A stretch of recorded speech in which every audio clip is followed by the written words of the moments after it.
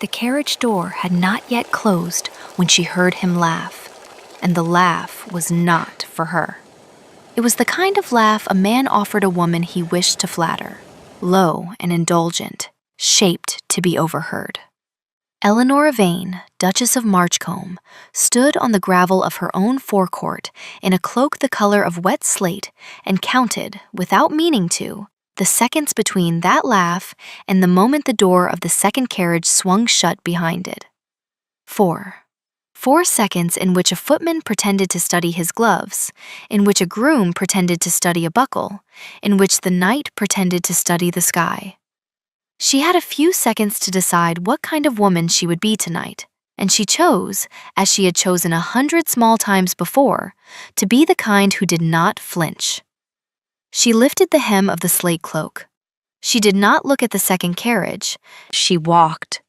The gravel made the same sound under her slippers as it had made under her father's boots when she was 9 years old, and learning, even then, that a house could be a kind of theater, and that the trick of surviving it was to remember always which side of the curtain you stood on.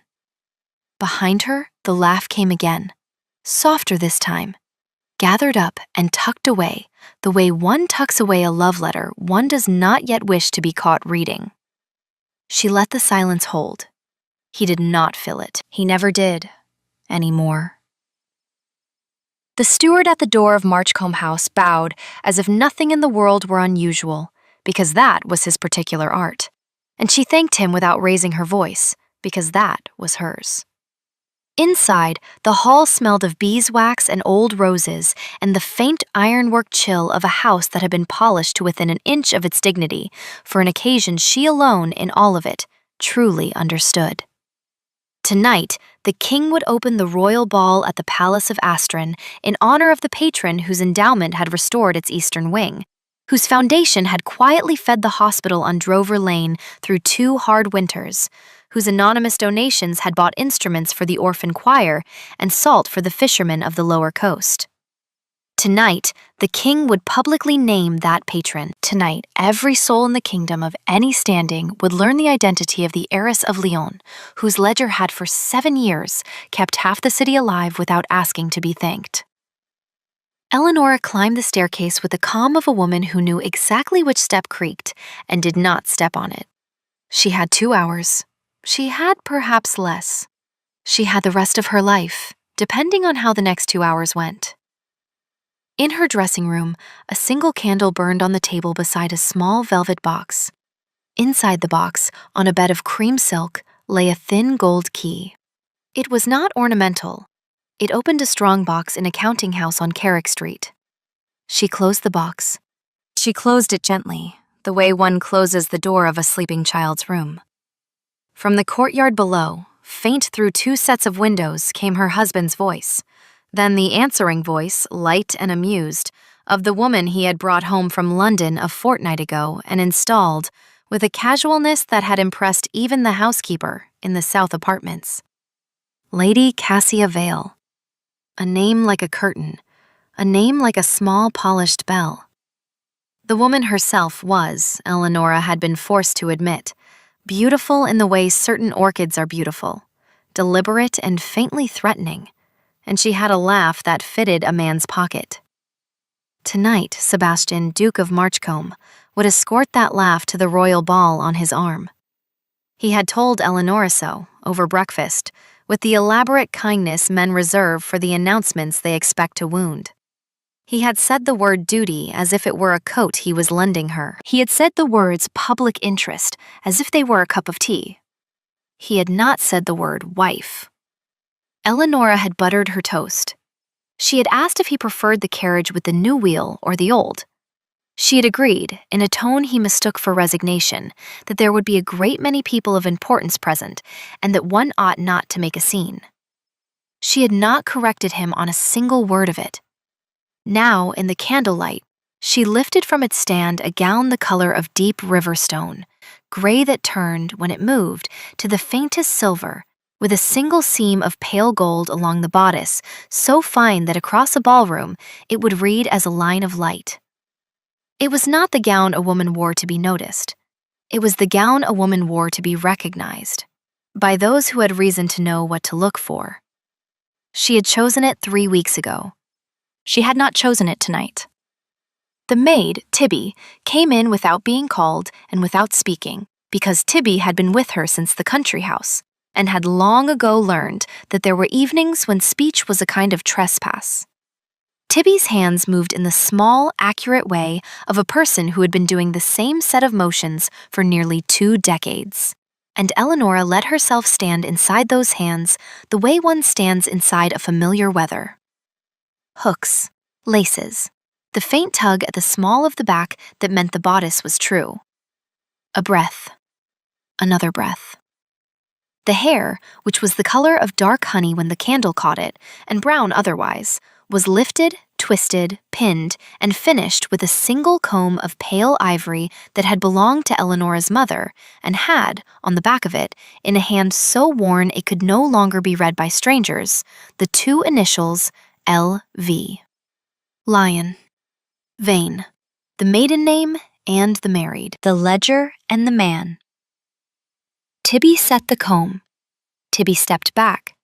Tibby looked only once directly into her mistress's face in the mirror and said in a voice no louder than the candle, "You will eat something before we leave this house, my lady, or you will faint on the king's marble and shame the kitchen."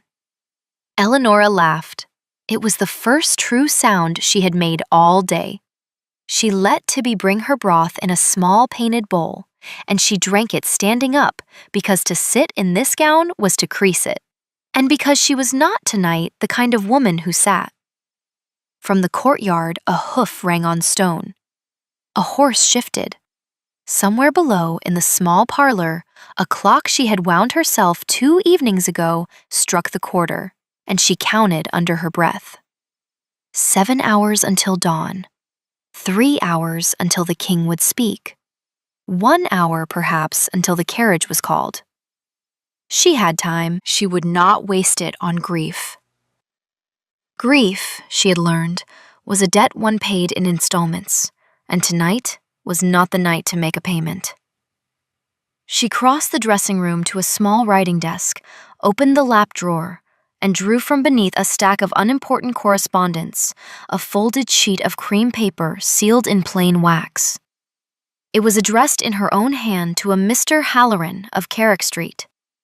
Inside it were 3 short instructions, each of them lawful, each of them quiet, each of them irrevocable. She held the letter for a moment, as a swimmer holds a breath before going under. Then she slid it into the small embroidered reticule that would hang from her wrist. She did not look at it again. She did not need to. She had written it herself in the small hours, in a hand so steady that even she had wondered, afterwards, whose hand it had been. From the south apartments, very faintly, she heard the rustle of a different gown, the murmur of Lady Cassia's maid praising something, the soft answering laugh, lower than a public laugh, more sure of itself. Eleonora paused at the window. She looked, not out at the courtyard, but up at the line where the eaves of Marchcombe House met the first stars. She had grown up under those stars.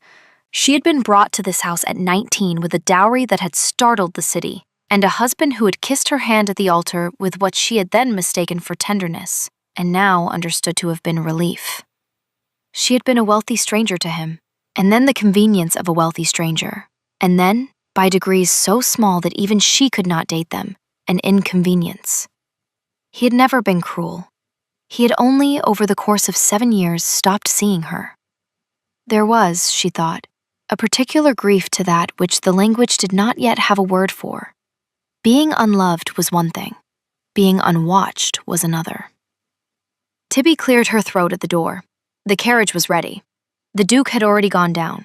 The Lady Cassia was, the steward reported with the perfect tone of a man reporting the weather, in the second carriage. There would be 2 carriages then. The Duchess of Marchcombe would arrive alone. Eleonora set her shoulders, the way her father had taught her to set them, across a table from a man twice her age and 3 times her experience. She lifted her chin only as much as she needed to. She walked out of the dressing room without looking back at the candle. On the stairs, she met no one. In the hall, the steward bowed again. In the courtyard, the groom held the door of the carriage open with his eyes carefully on the lamp, and she stepped into the dark of the seat without taking the hand he offered, because a hand offered out of pity was a worse insult than a hand withheld. The door closed. The horses moved. The carriage rolled out under the gate of Marchcombe House and into the long, slow avenue toward the palace of Astron, where, by the time the night was done, a great many things would be true that had not been true at sunset. The road to Astron ran beside the river for nearly a mile, and Eleanora let the river do the work the conversation could not. She watched it through the carriage window, the slow black of it broken by the gold of the bridge lamps, and she thought about the year she was 12, when her father had set her on a stool beside his desk and taught her to read a ledger before he taught her to dance. He had said, not unkindly, that a woman who could not read a ledger would be read by one. He had said that money was only language.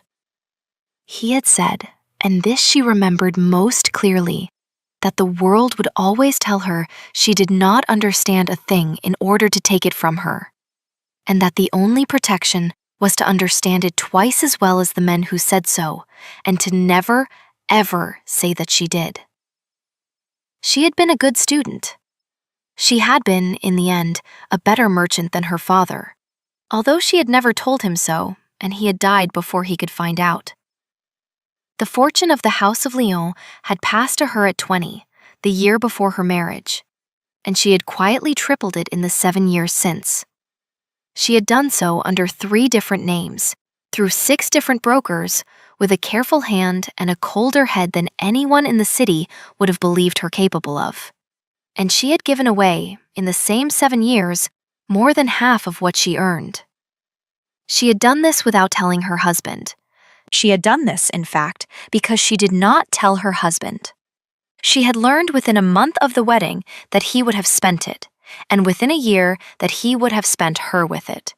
And by the end of the 2nd year, she had understood that the kindest thing she could do for them both was to let him believe he had married a pleasant, decorative, slightly tedious heiress whose money was managed by men in offices he did not need to visit.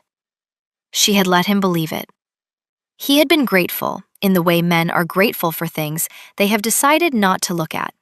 He had stopped asking. He had started, instead, to drift. There had been, over the years, a small succession of women, whose names she had learned from laundresses and dismissed from her mind. Lady Cassia was the first he had brought into the house. That had been, Eleanora thought as the river slid past, an interesting decision. It had told her something. It had told her that he believed himself untouchable, and that he believed her, finally and fully, beneath embarrassment. She found, examining the thought as one examines a bruise, that she was not angry. She was something colder and more useful than anger. She was decided. The carriage turned away from the river and climbed the long, slow rise toward the palace, and she could see, over the shoulder of the coachman, the lights of Astron beginning to gather above the trees, a low, warm constellation that grew, as they approached, into a city of windows. The Palace of Astron was the oldest building in the kingdom that still housed a living court. Its eastern wing had stood half-ruined for 30 years until a patron, 2 summers ago, had quietly paid for its restoration on the single condition that no plaque be raised and no name be carved. The king, who was a curious man and a stubborn one, had spent the better part of a year tracing the gift to its source. He had succeeded only because the heiress of Lyon had at last allowed him to.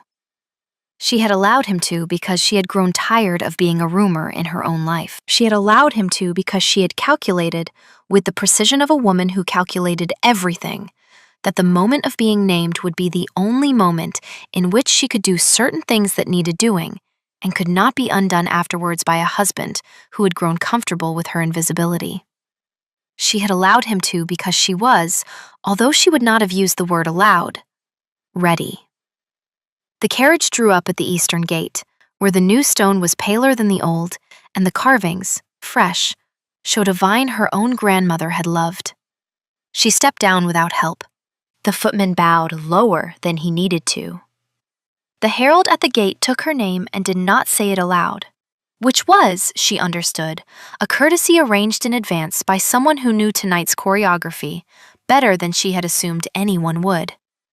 She was led, not through the public stair, but along a quieter passage, lit by lamps in glass the color of weak tea, to a small antechamber where a single man waited. He was not tall, he was not young. He had a face that had been kind for so long it had forgotten how to be anything else. And he wore the dark green coat of the king's personal household. He bowed. He said, "My Lady of Lyon, the king sends his compliments and asks whether you will permit him to speak with you for the length of a single glass of water before the doors are opened." She inclined her head. She said, "Of the two of us, the king is the one who has been kept waiting longer." He smiled. He led her through a low door into a smaller room, where a tall man with tired eyes and a plain coat was standing at a window. And the tall man turned, and she curtsied to the depth required, and he lifted her up from it with a hand that was warm and a little rough, and said without preamble, "I have wanted to thank you in person for 4 years, madam, and I have been forbidden to do so by your own letters."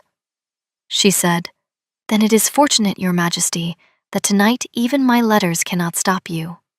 He laughed. It was a quiet laugh, the laugh of a man who did not waste them. He gestured her to a chair, and he sat opposite her, and for the length of a glass of water that neither of them drank, they spoke.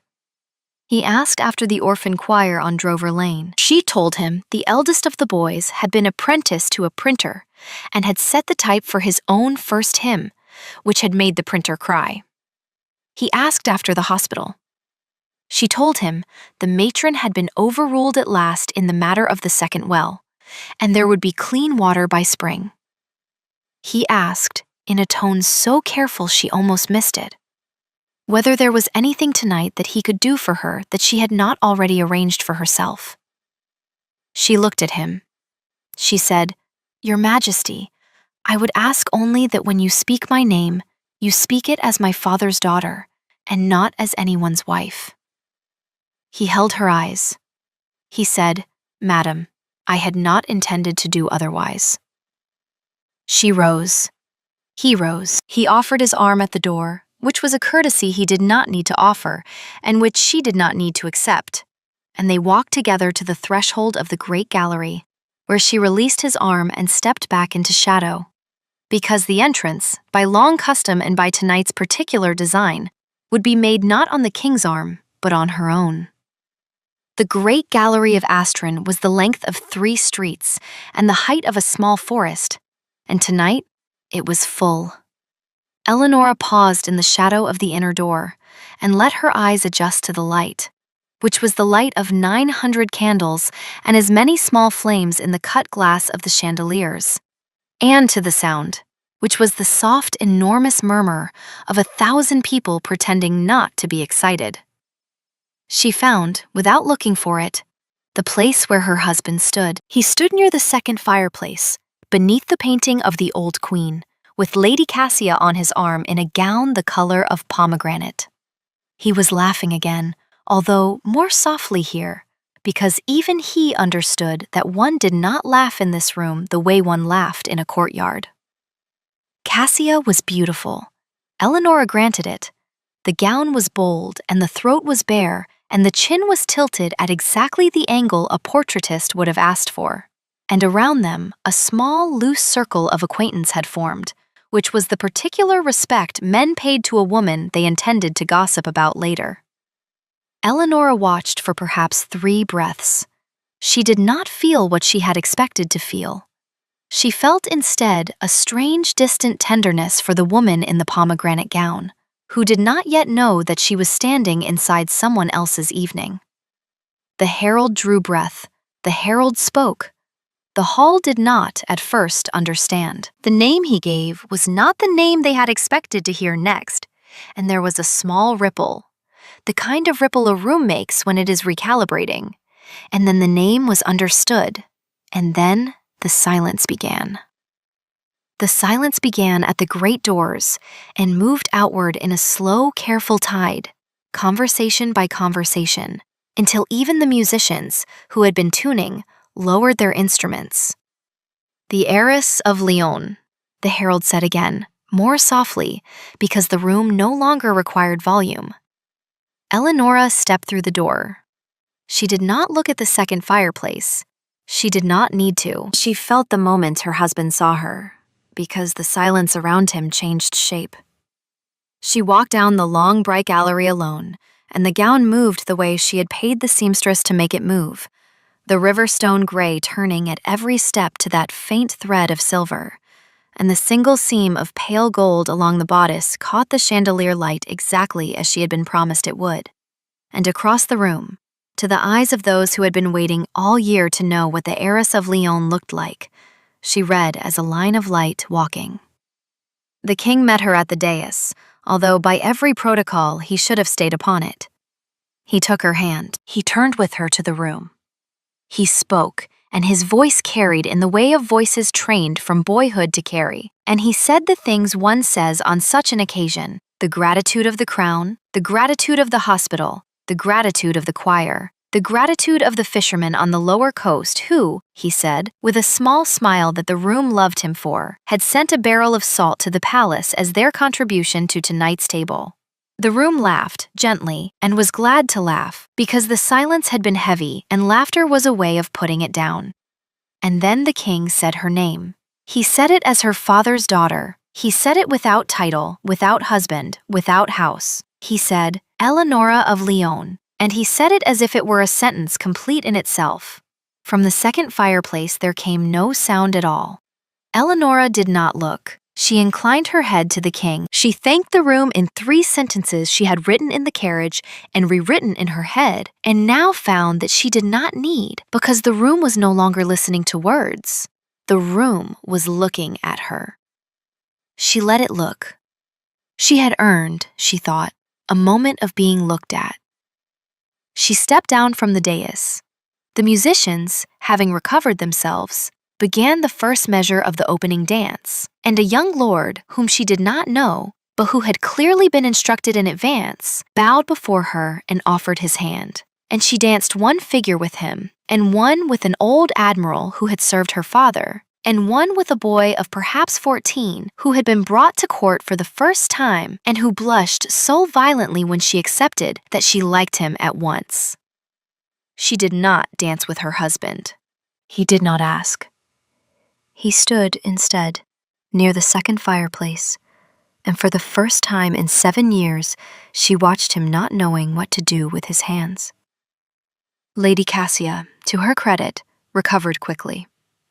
Lady Cassia smiled a smile that did not quite reach the eyes, and said something low and bright into his ear that made him nod too many times, and detached herself from his arm with a grace Eleonora respected even as she pitied it, and moved across the room to the windows, where she stood for a long moment looking out at nothing. Eleonora, between dances, found herself beside her. Neither of them had planned it. The window was deep, and the curtain was heavy, and for a length of perhaps 8 breaths, they were as private as 2 women could be in such a room. Cassia did not turn. Cassia said, in a voice pitched only for the glass, "You knew." Eleonora said, "I knew." Cassia said, "Since when?" Eleonora said, "Since the 2nd week." Cassia was quiet for the length of 2 more breaths. Then she said, very low, "He told me you were a fool." Eleonora said, "He tells everyone that. It is how he forgives himself." Cassia laughed, once, without sound. Cassia said, "I am sorry, you know."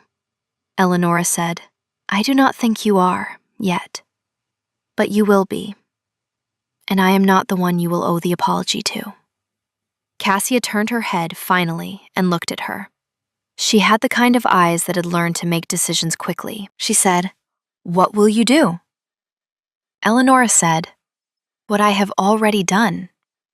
She inclined her head to Cassia with a courtesy that was not warm, but was not cold, and she walked away from the window, and Kasia did not follow her. The dance changed. The room shifted. The Duke of Marchcombe, who had spent the last quarter hour attempting to compose his face, crossed the floor toward his wife. He moved as a man moves who is choosing each step in advance because he does not trust the next one. He bowed. He said, in a voice meant only for her, "Eleonora." He had not, she realized, said her name aloud in 11 months. She inclined her head. She said, "Your Grace." He said, "You might have told me." She said, "I might have." He said, "Why did you not?" She said, "Because you did not ask." He stood for a moment as if he had been struck. Then he said, more quietly, "Will you dance with me?" She looked at him. He had been beautiful at 23, and she had loved that beauty. And she had grown up, and the beauty had not. There were small lines at the corner of his mouth she had not seen before, because she had not, in some time, allowed herself to look. He looked, she thought, tired. She said, "No, Sebastian, not tonight." He flinched. He covered it well. He said, "Then will you walk with me?" She said, "In a little while." He bowed. He stepped back. He did not return to the second fireplace. The supper room of Astron had been laid for 400, and the salt from the lower coast was, by the king's order, on every table in a small dish of plain pottery beside the gilded ones, which was the kind of joke the king made when he wished to be remembered as a man of taste, and which the court, who understood him, appreciated without saying so. Eleonora sat at the king's left, which was the place that had been written on the card 3 weeks ago by a hand she did not know but trusted. Across from her, 3 seats down, sat her husband. Between them sat the Bishop of Welt, who was old and deaf and an excellent dinner companion because he assumed every smile was meant for him and was usually right. The bishop told her a long story about a horse he had once owned that had refused to cross bridges, and she laughed in the proper places and ate very little and watched her husband watch her without seeming to. He had been seated, by some careful malice or careful kindness she could not yet name, beside Lady Kasia, who had recovered her composure entirely and was eating with the small pretty appetite of a woman who had decided that the only available dignity was to behave as if nothing had happened. They did not speak to each other. They spoke with great determination to the people on their other sides. Sebastian had been given, on his right, an elderly marchioness who was famously talkative and famously hard of hearing. And Eleonora, who had not arranged the seating but had been consulted on it, allowed herself, for the length of one heartbeat, a small private smile. The king saw it. The king did not comment. The king said, instead, in the easy tone he used when he wished to seem to be speaking only of bread, that he had heard the heiress of Lyon was considering establishing a school in the lower coast for the daughters of fishermen, and that he wondered, idly, where she had found the time. Eleonora said, "Your Majesty, a woman who is not asked her opinion has a great deal of time." The king laughed into his cup. The bishop, who had not heard, laughed too, on principle. Across the table, her husband heard. He set down his glass with a care that suggested he no longer trusted his hand. After supper, there were speeches. After speeches, there were toasts. After toasts, the room moved again into the great gallery, and the music began once more, but more slowly now, the older measures, the ones that allowed for conversation between figures. Eleonora found, at last, that she could not put it off any longer. She walked, alone, toward the small library that opened off the gallery, and she paused at the door, and she felt, rather than saw, her husband detach himself from the fireplace and follow her. The library was empty. A single lamp burned on the long table. The shelves rose into shadow. Behind her, the door clicked shut. He said her name. She turned. He had taken off his gloves. He held them in one hand, twisting them, which was a thing he had done as a boy and had broken himself of, and which he was, she saw, doing again. He said, "I did not know." She said, "I am aware." He said, "You let me think." She said, "Yes, I let you think. I let you think because thinking was what you preferred to looking." He flinched. He said, "That is not fair." She said, "It is exactly fair, Sebastian, and you know it." He was quiet. Then he said, more quietly than she had heard him speak in years, "What will you do?" She said, "I have already done it." She lifted the small embroidered reticule from her wrist. She drew from it the folded sheet of cream paper, sealed in plain wax, addressed in her own hand to Mr. Halloran of Carrick Street. She did not open it. She did not need to. She said, "By tomorrow noon, this letter will have done 3 things. It will have transferred the lease of Marchcombe House, which I bought back from the bank 4 years ago without your knowledge, into a trust whose beneficiaries are the orphan choir on Drover Lane, the hospital on Drover Lane, and the school I am about to build on the lower coast. It will have settled upon you a yearly allowance sufficient for a gentleman to live in dignity in a smaller house, which I have already taken for you in Welt. And it will have begun, through the proper church courts, the quiet process by which a woman who has been publicly humiliated by her husband may, with the consent of the crown and the blessing of the bishop, untie the knot she did not, in the end, tie." He sat down. There was a chair behind him. He found it by feel, the way a man finds a chair in the dark. He said after a long moment, "The house." She said, "The house was never yours, Sebastian. Your father lost it in the year I was 19. My father bought it back for me as part of my dowry, on the condition that I never tell you, because he believed it would have killed your father's pride. Your father is dead. Your pride, I have decided, will survive." He put his face in his hands. He did not weep. He had never wept easily. He sat there with his face in his hands, and Eleonora watched him, and she felt, for the first time that night, something very close to the grief she had been refusing all day. She let it come. She let it stay for the length of one slow breath. Then she set it down. She said more gently, "Sebastian, I am not punishing you." He looked up. His eyes were red but dry. He said, "It feels like punishment." She said, "I know. I am sorry that it does, but I am 31 years old, and I have been your wife for 7 years, and I have been alone in this marriage for 5 of them, and tonight you brought another woman into a house I have paid for, and asked me to stand beside it and smile." He said I did not know it was yours.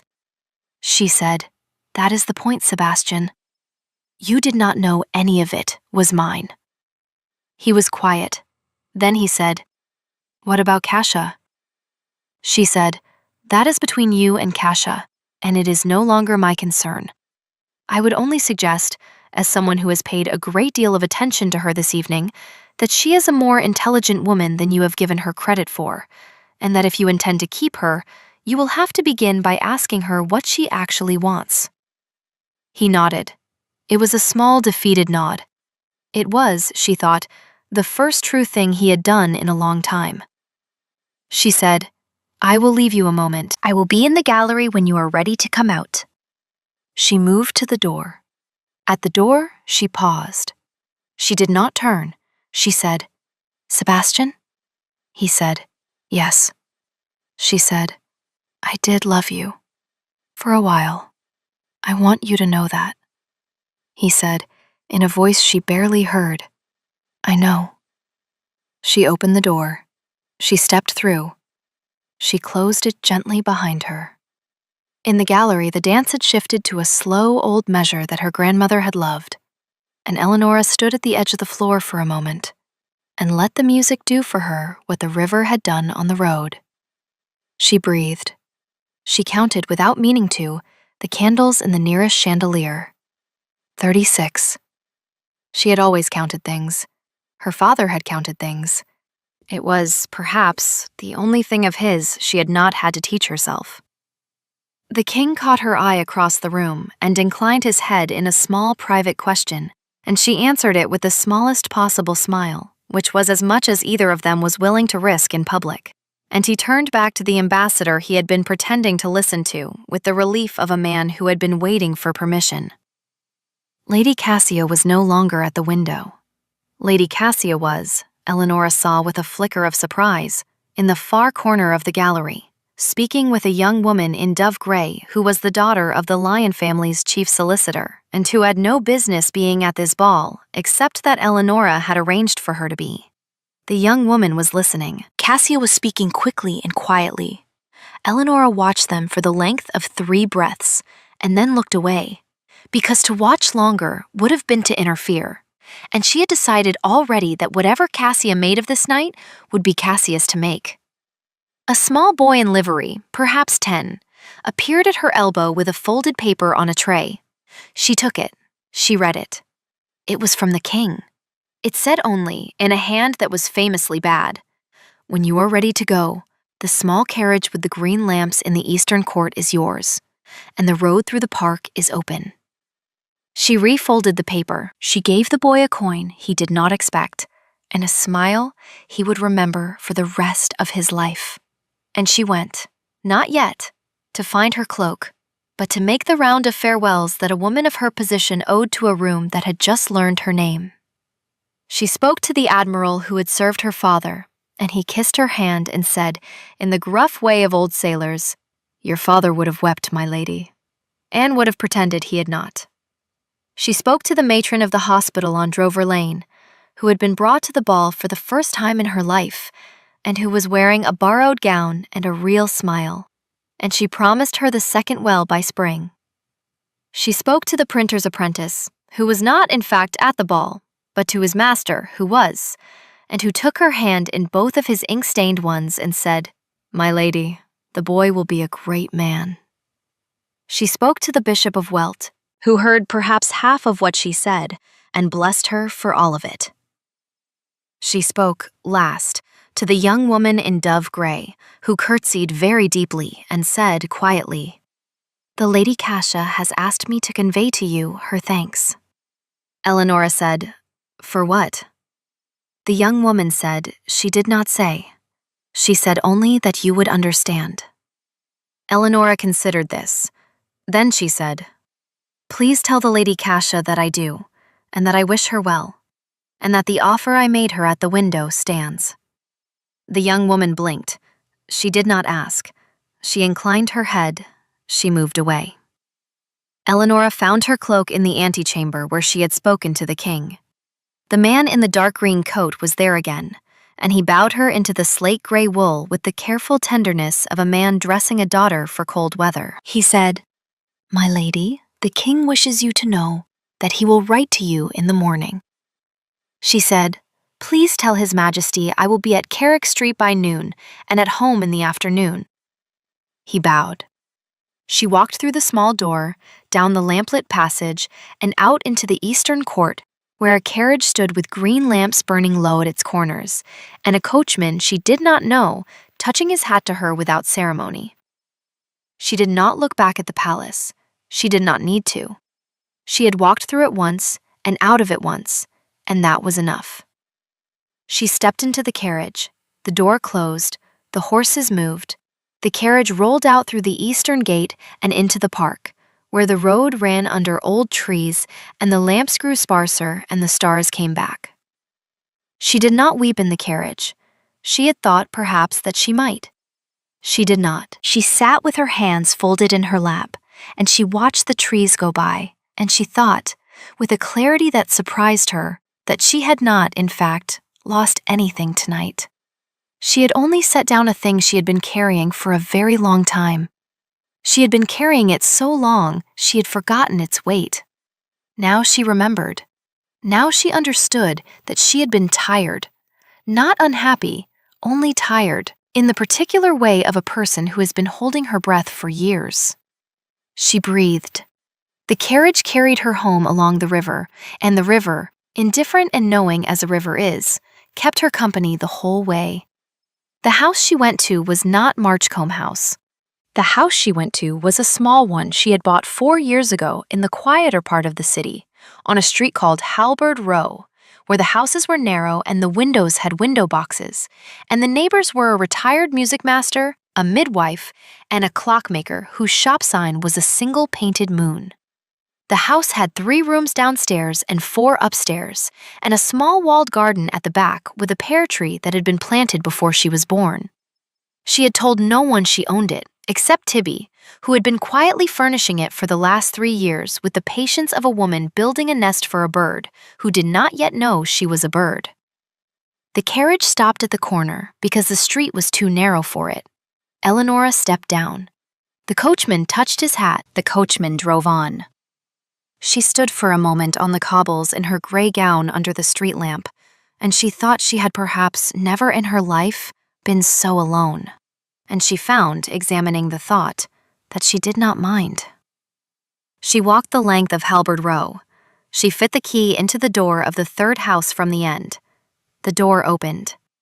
Inside, a single lamp had been lit, and a fire had been laid in the small front room, and on the table beside the fire was a covered dish that smelled of bread, and a pot of tea wrapped in a cloth, and a note in Tibby's careful, ungrammatical hand that said only, "Eat, my lady, and sleep."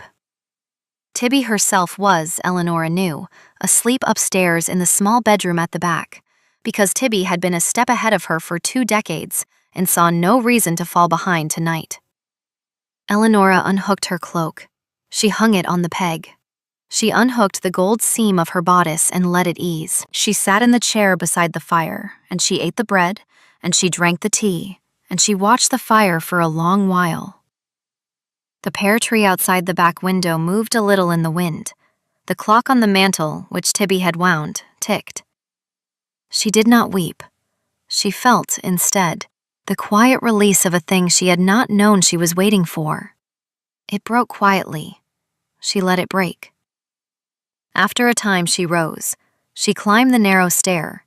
She found the room Tibby had prepared for her, with white linen and a small vase of late summer roses from the walled garden, and she lay down in her gown because she did not want, tonight, to be alone with her body, and she slept the kind of sleep one sleeps after one has finally set down a heavy thing. In the morning she would go to Carrick Street. In the morning she would meet Mr. Halloran. In the morning she would begin the long, careful, irrevocable business of being herself in public. Tonight she slept in a small house on a narrow street, under a pear tree she had been waiting for years to listen to. The morning came in pale and slow, the way mornings come in a city that has stayed up too late. Eleanora woke before Tibby, which was unusual, and she stood at the window of her small bedroom in her gray gown and watched the light find the pear tree, leaf by leaf. She thought, as she watched, about a number of small things. She thought about the king, who had been kind, and about the king's wife, whom she had not seen at the ball, but who had, she knew, sent her a private gift the week before that she had not yet opened. She thought about Cassia at the window, and about the young woman in dove gray, and about the offer she had made and the answer she had received without words. She thought about Sebastian in the library with his face in his hands. She thought about the orphan choir on Drover Lane and the boy who had set the type for his own hymn. She thought, more than anything, about the long, unspectacular work that lay ahead, the kind of work that did not earn ballrooms, the kind one did because one had said one would. She washed, she dressed with Tibby's help, in a plainer gown the color of weak tea and a coat the color of bark. And she ate the bread Tibby brought her, and she walked, because the day was fine and the streets were quiet, to Carrick Street.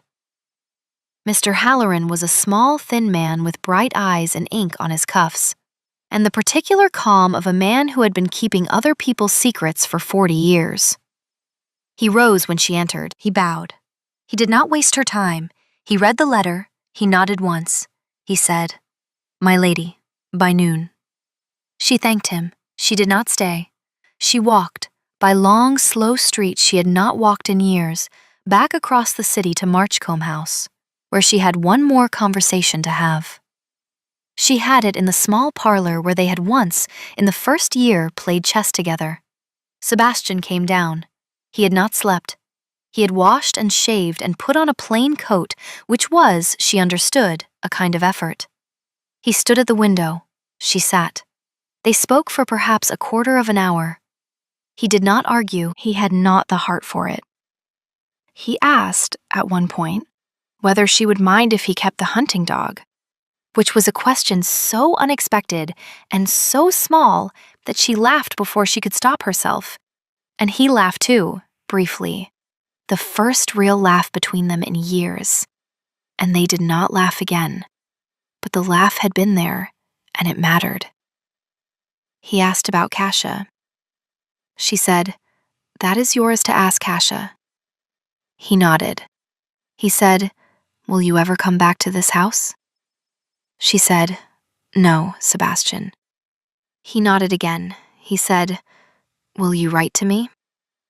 She said, "On occasion."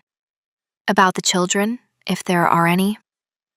He looked up, surprised. She said, "You are still a young man." He said, more quietly than she expected, "Yes."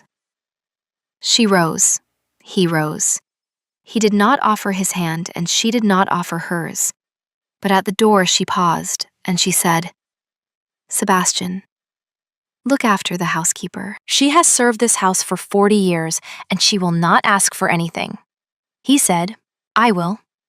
She said, "I have made arrangements for her in any case, but it would be a kindness if she did not know." He said, "I will not tell her." She said, "Thank you." She left the room. She left the house. She did not look back at the painting of the old queen above the staircase, which she had loved, and which would not, she had arranged, leave the house when she did. The house was no longer hers in any sense that mattered.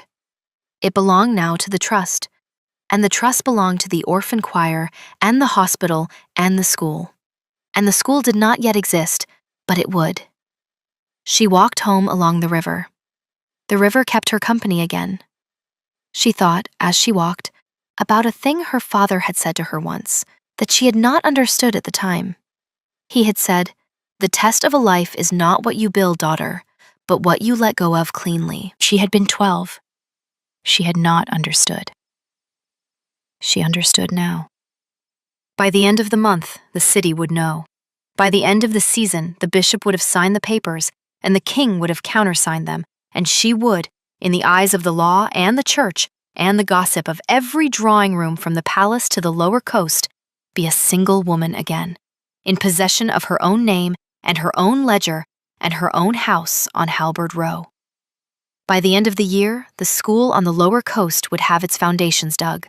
By the end of the next year, there would be a roof. By the year after, there would be girls in the rooms learning to read a ledger before they learned to dance, because the heiress of Lyon had decided that this, more than anything else she might do, would be the work of the second half of her life. And the rest, as the storyteller is bound to tell you, was as follows. Sebastian, Duke of Marchcombe, took the smaller house in Velt and, against the general expectation of the city, did very well in it. He kept the dog. He learned by degrees to ask a woman what she wanted before he told her what he intended. He did not marry Lady Kasia, because Lady Kasia, with a clarity that surprised everyone except Eleonora, declined him in a letter so polite and so final that he framed it in later years beside his desk as a reminder. He married instead a widow of moderate fortune and considerable patience, whom he met at a county assembly when he was 36, and they had 2 children, a boy and a girl. And the girl, by her own request, was sent at the age of 9 to the school on the lower coast for a year, because her father said it was the best in the kingdom, and her mother, who had read the prospectus, agreed. Lady Kasia accepted, the week after the ball, a position Eleonora had quietly arranged for her, as the manager of the bookshop on Carrick Street that the Lion Foundation had bought for the orphan choir to sell its printed hymns from, and she ran it with such a combination of charm and ruthlessness that within 4 years, it was the most profitable bookshop in the city. And within 7, she had bought it from the foundation outright at a price they negotiated over tea.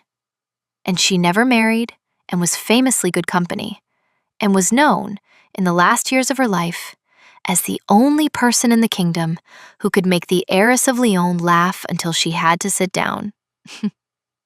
The Bishop of Welt, who outlived everyone's expectations, including his own, signed the papers, blessed the school, and ate, at the opening, 3 plates of fish from the lower coast and pronounced them excellent. The king wrote, as he had promised, the next morning, and continued to write on the 1st of every month for the rest of his life. And his letters were kept in a box in the front room of the house on Halberd Row, and were burned, by Eleanor's own instruction, the day after his funeral, because she said that some friendships were not meant to be read by strangers.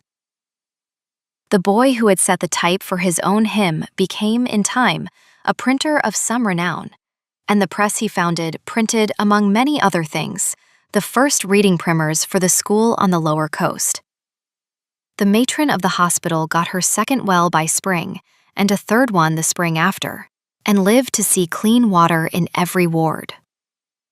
The housekeeper at Marchcombe House, who had served 40 years, was found, after her quiet retirement, to have been left a small pension and a cottage by an anonymous benefactor, and she lived in the cottage for 11 years with a cat called Admiral and a window box of marigolds, and she did not, until the day she died, learn whose kindness it had been, though she had her suspicions and kept them, like a good housekeeper, to herself. Tibby stayed. Of course Tibby stayed. Tibby ran the house on Halberd Row with the same quiet competence she had run every other house, and she lived to be 81, and she was buried, by her own request, in the small churchyard at the end of the row, under a stone Eleanora chose, on which were carved only her name, her dates, and the words she fed me. And Eleanora, the heiress of Lyon, became, over the years, one of those figures a city quietly organizes itself around without quite knowing it has done so. A woman whose name appeared in no portrait gallery and on no public plaque, and yet whose hand was, if you knew where to look, on the lintel of half the doorways that mattered. And she lived, for many years, in the small house with the pear tree, and she walked, every fine morning, by the river that had kept her company on the night of the ball, and she counted, sometimes, without meaning to, the small things that made up a life that had at last become her own. And there, by the fire, the story rests. If you have ever been seen sideways in your own life, kept small in a room you yourself were holding up, loved less than the work of your hands would have earned in a fairer world, then you have stood for a moment in Eleanora's slate-gray gown, and you know what it is to walk down a long, bright gallery with a thread of gold at your bodice and no one's arm but your own. I wonder, you and I, here in the warm of this hour, which moment stayed with you? Was it the laugh in the courtyard that did not come a second time? Was it the king's hand, warm and a little rough, lifting her up from her curtsy? Was it Cassia at the window saying, very low, you knew? Was it Sebastian in the library, twisting his gloves like a boy? Was it the pear tree, moving a little in the wind outside the back window of a small house she had been quietly preparing for years to come home to? Tell me, when you sit down again by your own fire, which line you carried out with you? And if you found, in tonight's telling, a kind of company you would like to keep, draw your chair a little closer, settle your hands, and stay with me. There will be another story when the wood has been turned and the kettle has been filled. Another quiet life unfolded by this small light. Another underestimated heart finally, gently, seen. The fire will be here. The chair will be here. I will be here. Sleep well, friend. Sleep well.